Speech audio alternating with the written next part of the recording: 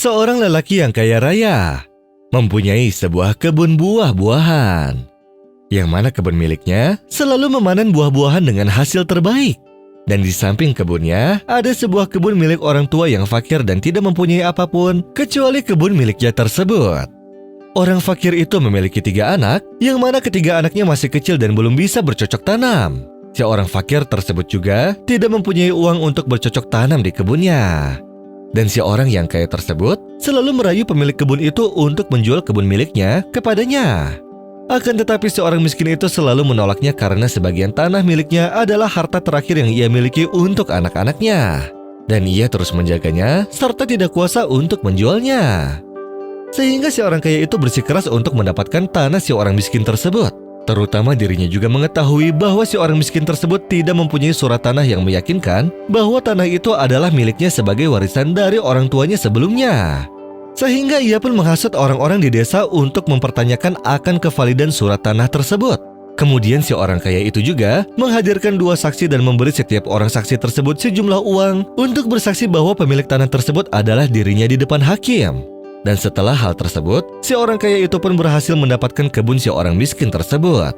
Yang mana si orang miskin tersebut pun merasa hancur dan sedih hatinya. Ketika dirinya sedang sakit, ia lalu keluar rumah sembari berdoa dan menangis. Hasbiyallah wa ni'mal wakil. Ya Allah, balaslah perbuatan orang-orang yang zolim. Setelah itu, seorang kaya pun terus berusaha untuk bercocok tanam di kebun si orang miskin tersebut.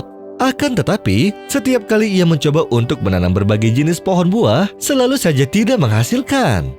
Sehingga ia pun bertanya kepada orang-orang di desa, akan tetapi tanggapan orang-orang yang sering bercocok tanam mengatakan bahwa tanah tersebut adalah tanah yang bagus. Namun setiap harta yang dikeluarkan untuk biaya kebun itu selalu menghilang dan terus habis tanpa membuahkan hasil. Sehingga kerugian yang ditafsir pun sangatlah besar. Sampai suatu hari, seorang kaya itu terkena musibah yang hampir menimpa istri dan anaknya. Ia juga selalu merasakan keresahan di dalam hatinya. Kemudian sang istri pun menasihatinya untuk bertobat dan mengembalikan tanah tersebut kepada pemiliknya. Sehingga si orang kaya itu pun merasa tenang dengan perkataan istrinya. Kemudian dirinya beristighfar kepada Allah lalu menemui si orang miskin tersebut dan mengembalikan tanah kebun miliknya itu. Dan sebagai rasa bersalahnya, si orang kaya itu pun memberikan sejumlah uang kepada si pemilik kebun tersebut. Dan ia juga memberikan hadiah berupa alat untuk berkebun, sehingga si pemilik kebun itu pun merasa senang. Akhirnya tanah yang gersang itu pun berubah menjadi tanah yang menghasilkan buah-buahan yang berkualitas, bahkan jauh lebih baik dari sebelumnya. Yang mana padahal dulu banyak sekali serangga dan hama yang membuat kebun tersebut tidak pernah menghasilkan buah-buahan. Dan setelah itu si orang kaya tersebut pun bersyukur kepada Allah. Ia lalu menyadari bahwa kesedihan dan keresahan yang selama ini dia rasakan adalah karena ia telah menzolimi orang miskin tersebut. Yang mana ia seharusnya membantu si orang miskin tersebut dan seharusnya ia membahagiakan keluarganya. وَمَنْ يَعْمَلْ سُوءًا أَوْ يَظْلِمْ نَفْسَهُ ثُمَّ